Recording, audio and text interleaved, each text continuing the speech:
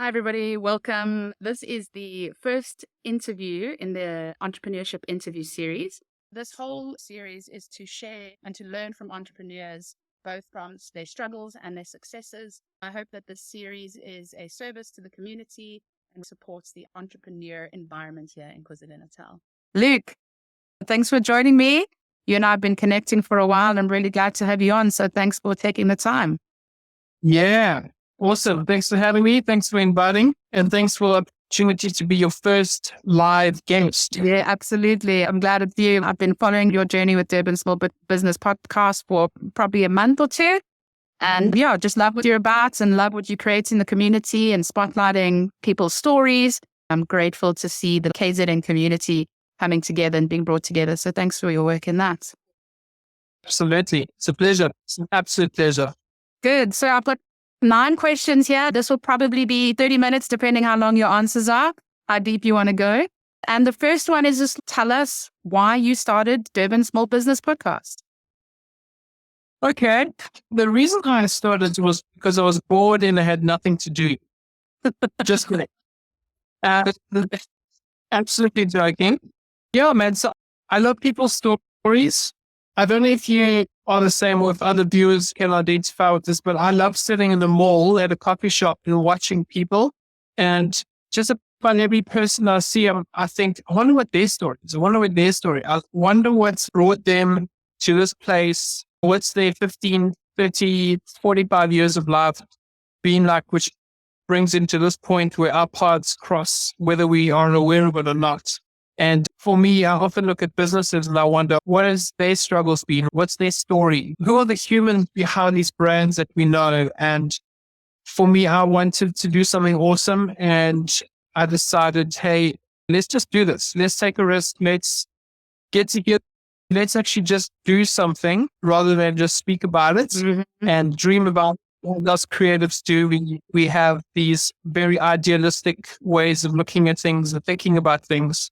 And we never get anything done because our egos get in the way. So I punched my ego in the face, mostly, and just loved it. I've loved people coming along, hearing their stories, and just the support from the community and the local Durban community. It's been amazing. And one last thing, Durban has amazing people and we have amazing stories. And Durban's had a really hard run the last couple of years. And I want to be a part of changing the perspective and part of changing the narrative in Durban on the business front. Beautiful. Kudos to you. Yeah, a lot of people talk about the book they're going to write or the thing they're going to start, and it's that one-entrepreneur, they call it. But kudos to you for the brave and courageous decision to just start and learn along the journey, learn by fire, I'm sure, in some ways. So now we know why you do it, and tell us a little bit about the day-to-day with Durban Small Business Podcast. Yeah, it's really busy. And we're not really earning an income from the podcast. It's like an attachment to my business and what we do. So I have a business and we produce podcast content or podcasts for people or for companies or clients, as well as other video content. So it really fits in really well with what we do. And basically, at first, the first few, I made a list of people that I was going to harass, mainly friends, and get them to tell me their story and just put up a video camera and put up some mics and film it, really. And it has looked like going to their premises. And yeah, I don't have it all down and I won't pretend to. I haven't got it all right. And we're just figuring stuff along the way as we go. But it has looked like going to their facility, which has got such a great vibe. Like example with Wicked Donuts, we sat in her kitchen where they make donuts and we did a podcast episode there. We've been in offices, we've been in different spaces, but I'm moving more towards the studio environment or like a booking slot, just because it's going to be a way more effective way of getting people's stories. And it's going to take less effort in the sense that it's going to be less time consuming, like put more energy into the stuff that really matters. So that's where we are at the moment. And yeah, I'm a little bit sad to lose that vibe, but maybe we'll still work it here and there and go to some facilities that are interesting every now and again, but it is very resource intensive. Yeah. To put it into perspective, it takes about an hour to set up and then meet the guests properly if I'd known them beforehand. And it takes about an hour and a half to settle in. And then it's filming and then it's striking down, which takes another 45 minutes and then travel. Right. So it's a good 6-hour stint per episode. And then there's all the post-production. Editing. Yeah, no, I'm just like, kudos to you. I'm starting this on Instagram Live for a reason. Kudos to you for the level of quality and production you're doing. So all done to you for starting. Thank you. Yeah. Also, I've been talking about it and thinking about it. And I have plenty of podcast ideas that have been in the pipeline myself for years, and I haven't done it yet. Take the plunge on this one. Question number 3 is, tell everybody who's listening, how have you noticed already that the Durban Small Business Podcast is having a positive impact on the community? So I have some ideas, but I want to hear it from you. It's a good question. And it's actually a nice one to ask because it just helps me get out of the trench and just be grateful for what's happening. Yeah, I've got quite a lot of messages actually just from people saying how it resonates with them. They're just loving the stories. It's encouraging. They're inspired. And which is exactly the reason why I wanted to do it, is to inspire people and also for the guests themselves. So they will walk away realizing, hey, actually, I've got a story to tell. And it's important. And it's been awesome seeing my guests coming on and guys getting leads and they picking up business from just telling their story. People identifying with them on a human to human level through the podcast, because that's the beauty of podcasting. And just lots of guys have been encouraged. I've had lots of requests for people to come on board and interviews and to been really positive. It's also been a huge discovery process in myself, self-discovery and realizing what I can and cannot do and what I'm capable of. And just meeting a lot of people, it's been really awesome. Opened a lot of access to opportunity and opened a lot of relationships and friendships that I've made, and it's been really amazing. Beautiful. I've been really inspired by some of the people you've had and people I've never heard of. And I think that's the beauty. And also in this case with Home to KZN, you know, I live in Hillcrest area and people in Umhlanga or people in Hilton or people in Margate have no idea about some of the businesses, some of the causes. And it's just such a great way to just showcase and spotlight. We're just so lucky with technology and Wi-Fi and when we have electricity. Yeah. So I've really been inspired by some of your guests. Just to hear the wisdom arising out of some of these people is just wow.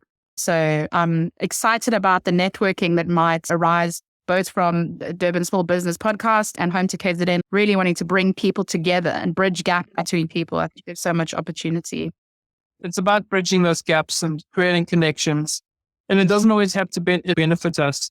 And for me, it's actually, we're here for each other, we're here for the community, and there's a much bigger picture than just us. So we need more of these. We need many more of us doing many more things, covering many more stories, because there's a couple million people in Durban alone, not even just KZN. Yeah, it's impossible for us to cover it all. Yeah. We need more. Come on, guys. I also love what I've seen with you, our interactions, and I've heard you in your podcast where you really seem to be encouraging people to do the thing, to take the leap, to start their podcast. And a lot of people start feeling very territorial. No, I'm doing the Durban's podcast, and you are just like, everyone, do your thing, start. And I think we need people and leaders like that to encourage people, because there is so much that Durban or KZN does struggle with. South Africans, we struggle with. So I love what I perceived of you in our interactions is just huge encouragement and support and us really bolstering up, because business and just creativity is such a way that this country can thrive. So kudos to you for being in many ways a leader in that category. Awesome. Thank you.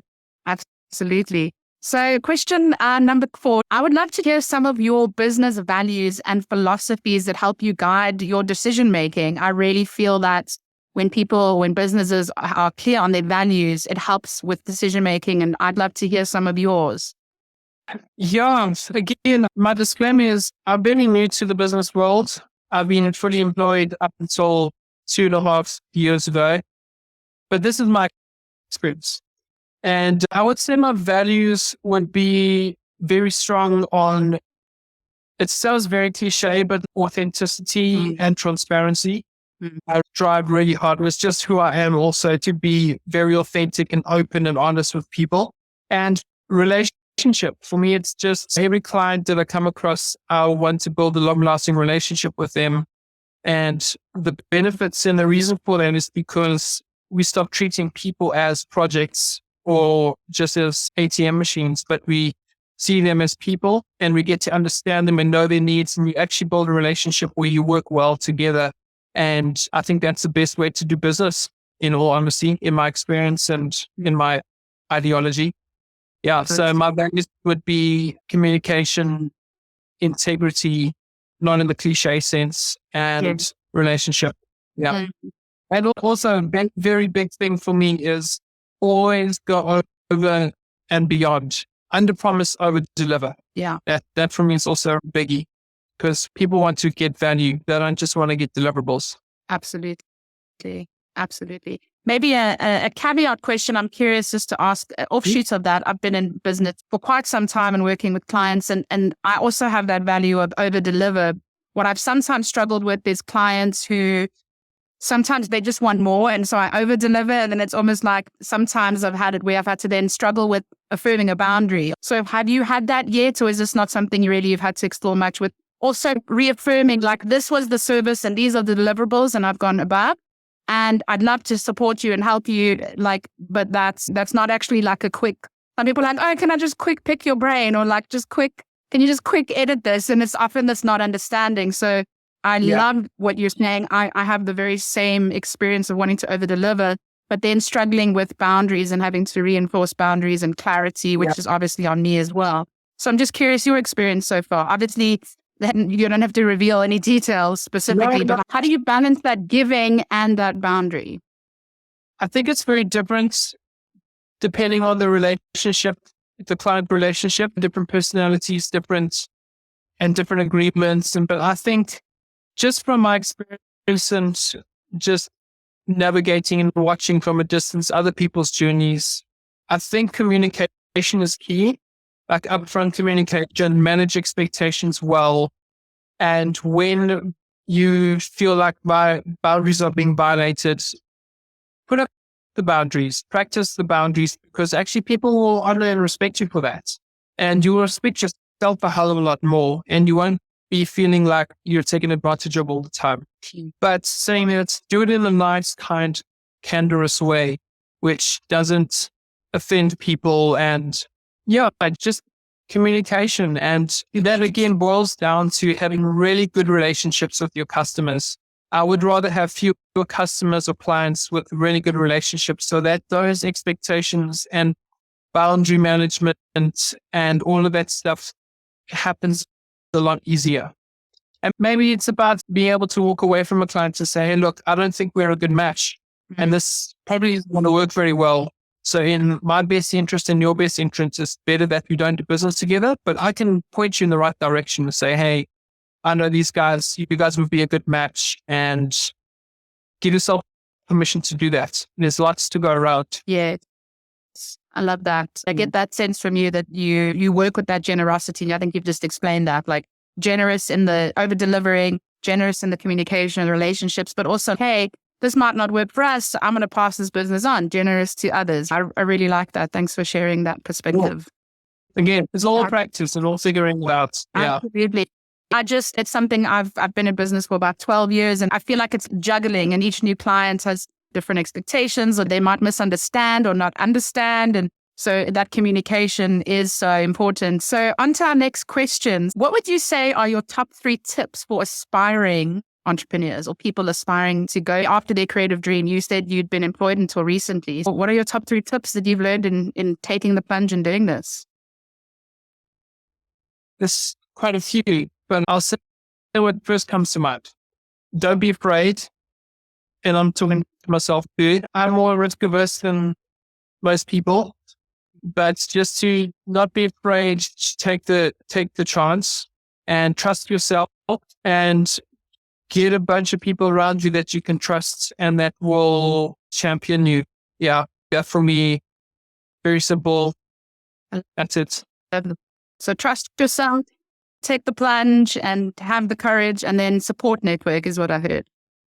Yeah, and more than just networks, like build community, and whatever community looks like for you, it might look like A, B, or C. But as long as you need people speaking into your life so that you can build self-awareness and know your shortcomings and know your strengths, work into your strengths. But you need people for that. You can't do it on your own because we're blind to our blind spots. Mm. I think I've heard you say that before. That should definitely be on your one of your quotables. All right. So yeah, we've touched on this, but I'm going to ask this question specifically. So far in your journey in business, what's one of the biggest struggles that you've had to work through as a business owner and entrepreneur? That's a good question, actually. There's a few things. I would say one of them would be, it's not really a struggle as such, but just learning to trust myself for the process, I think, is a really good one. And just building, I went into this thing not knowing a thing or not even really knowing what I was wanting to do besides make videos and help tell people stories. But just the process of learning to trust myself more and more and building my own self-confidence, because I came from a space where I wasn't very confident in myself. So it's been a journey of self-discovery. Yeah. And that goes with help too, hey? Because you're putting yourself out there and you're talking in the public space. And yeah, it's all self-discovery. Learning to trust yourself and learning to be kind to yourself. Mm-hmm. I think as a creative, we have these really idealistic ways of looking at life. And that's again, it goes to just freaking do it. Instead of talk about, I want to do this thing and how amazing would this project be and that project be? And, oh, but I'm not going to do it because it's not full moon yet and the 3 stars haven't aligned or the bank account's not right. Or, it's a bit windy today, so the mic's on. And we just look for excuses, but that's all based on our insecurities and in our ego. And just do it. That for me, that's the biggest thing is, even when it comes to business, just take the risk. Just do it. It might be scary. And who knows, we might fall flat on our face. But I'd rather fall flat on my face than do nothing at all and just stay comfortable my whole life and become mellow and old and like resentful because I never tried anything. And have tons of regrets and should-haves and would-haves. Yeah. Yeah, and even on I don't regret anything. Everything is an opportunity to learn from it. Even if I made the worst mistake in the world, just poorest decision I've ever made, it's still, I won't regret it, but it's the actively choosing that I will learn from this and bounce it with other people that I know have my best interests at their heart. Gets feedback from them. Beautiful. Absolutely. I really resonate with a lot with what you're doing because we have a lot of similar values and perspectives. So it's just so lovely to meet somebody who's able to also articulate that about just, it's a choice. Yeah. I keep saying everything begins and ends with a choice. And any choice you want to make, you have to change something, which sometimes means letting something go. Like you were speaking about being comfortable. And that really takes a huge amount of courage because, like you said, it takes so much bravery, not only to be on camera, but to put your life in front of other people and you open yourself up to comments and criticisms and feedback, which obviously you really want to receive that, but it's not always pretty and positive, especially when you get a lot of followers. You're always going to have that 1% of people who are the keyboard warriors who don't do their dreams, but then want to take out their frustrations and their opinions on other people who are doing the work. And so I love Brene Brown's quote about the arena. She just spoke about getting famous and people commenting, and she realized if they're not in the arena with the blood, sweat, and tears, then why am I taking their feedbacks? Anyone like yourself who's really doing the work is only encouraging other people. It's often the people that are not living that are then carrying resentment or things that then spills over. But it's still tricky when you expose yourself because you're going to hear feedback, I think, at times that you don't want to know or that's difficult. And I think having to grow in maturity around what do we take in as feedback. So I loved what you said about having that support network of people who love you and are surrounding you so that they are really going to reflect to you the truth and not someone else's projections. It's so important. Thoughtful, yeah. Yeah, yeah. You might have answered this already, but I'm just going to ask it specifically. It follows up from that. So the struggle of trusting yourself, and you were saying just do it. But the follow-up question is, are there any specific ways that you have used to help you overcome that struggle or that challenge of trusting yourself beyond what I heard you say in the previous question? Just do it, just take action. Is there anything else that's helped you in being kind to yourself beyond surrounding yourself with people? Is there any other practice you have, or morning routine, or something that you do to build that self-kindness? Yeah. So not too much more. I would say coffee and coffee is helpful, not too much. And yeah, I think and I'm deep in on this journey of learning to take care of myself. You've got to be self-aware to take care of yourself. So taking care of yourself means, so to be very honest with you right now, the whole thing of I'm becoming more and more aware of how important it is to make sure that I'm in physically good condition and that I'm getting enough sleep. Not that I haven't had enough sleep, because these dark rings under these eyes tell me that, or tell you guys that I've been working very hard late at night. And it's not necessarily the most helpful, healthy way of doing things, but I've had to just do what it takes, but also not beat myself up about it. Yeah, I think being kind to myself, caring for myself. I had a really good morning routine before winter where I would do my morning stretches and sit in the sun and just like take in the sun before the day gets started. But then winter came, and winter's brutal, and I hate winter. My whole body shuts down in winter. So I need to get back into that. It looks like we've actually got a on here as well. I saw that. Do you want to go ahead and answer? I'd love to know how do you handle objections and rejections from prospects you don't find value in your offering? That's a good question. I think we tend to take these things very personally, and it knocks us for a six in our self-confidence. And I think it's part of the journey of just figuring yourself out. I would even say if it's really knocked you for a six and you're like feeling all depressed and emotional about it, let's ask ourselves why. What is it resonating with inside of me that I've found this so difficult? You can maybe work on that, or maybe there's something there, maybe there isn't. But I think we do take things very personally. And sometimes people just don't see the value in us. And I think we've got to value ourselves more. I like that. Absolutely. I hope you answered the question. This is your interview, but do you mind if I give this question a go myself? Yeah, please. Yeah, I've been in business for about 12 years. And for me, what I've discovered is ultimately most businesses, they have a problem, or they have a need that you have a skill for. And that often they're going to reach out to you if you've done your marketing or your advertising. But I'm wondering if this guy is pitching companies for his product. I'm taking a guess, or people reach out.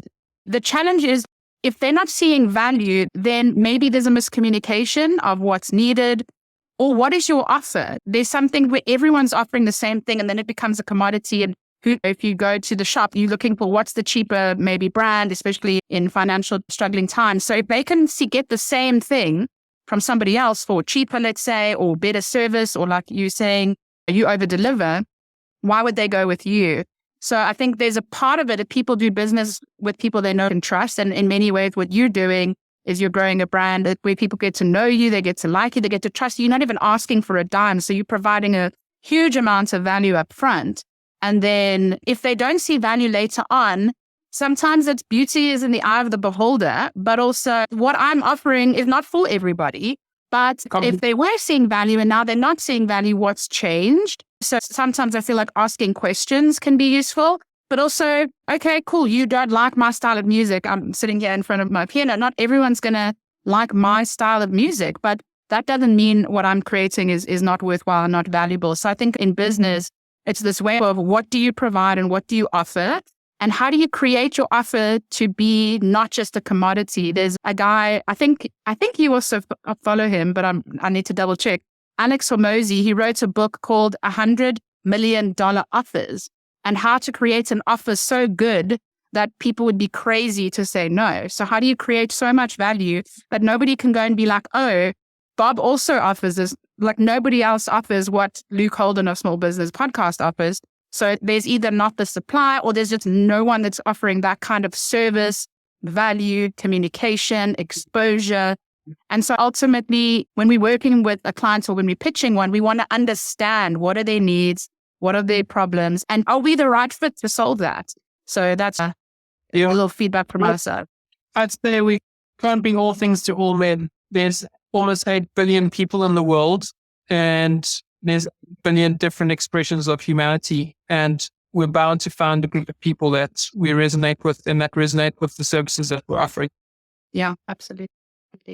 All right. So our final question, if you could go back in time, what would you tell your younger self before starting this business? That's a good question. If I go back to my younger self, what would I tell myself?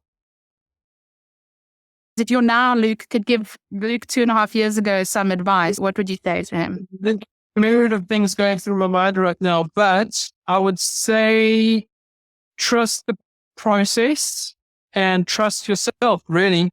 I was saying to my wife the other night, and I've been saying to a couple of mates also, that I'm realizing that, yes, building a business and running podcasts and stuff there's a lot of systems and processes and stuff you're going to figure out. But for me, the biggest thing is it's a journey of self-discovery. And for me, that's, I would say just trust yourself because you've got what it takes. Yes.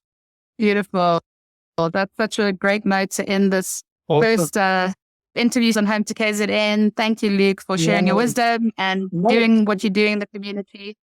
And thanks for joining me. Yeah, thank you for having me. And it's been an absolute pleasure. And it's been so great to just add some value, hopefully, into your space. And I really hope that this thing kicks off really nicely for you. I'm sure it will.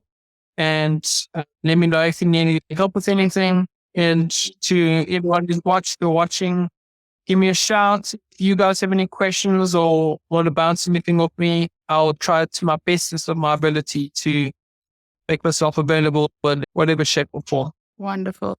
So amazing. You guys can leave some comments after this episode for myself or Luke to follow up with. Take care, guys.